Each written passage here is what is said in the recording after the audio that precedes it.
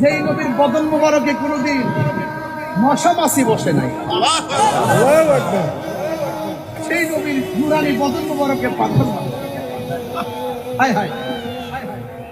আরে যেই নবীজি রাস্তা দিয়ে গেলে পাথরগুলো তোলার মতো নরম হয়ে গেছে,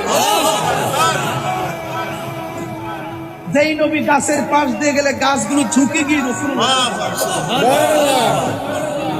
আর রসুল বলতেছে আমি ওই পাথরটাকে এখনো চিনি। 7 বছরের কালে আমি যখন এইদিকে যাইতাম ছোটবেলায়, পাথরটা আমাকে সালাম দিত। ওই পাথরটা আমি এখনো। আরে রসুল্লাহকে শুধু নয়, রসুল্লাহ গুলাম যদি বলতো আমি নবীর কাছে যাব, সামনে ভাত করছে, ভাত খাইতে আসছে, ডাক দিয়ে আমার খাইছে, আমি নবীর কাছে যাব, বাঘের লেজ নামায় দিয়া নবীর বাড়িতে যাওয়ার রাস্তা দেখাই দিচ্ছে।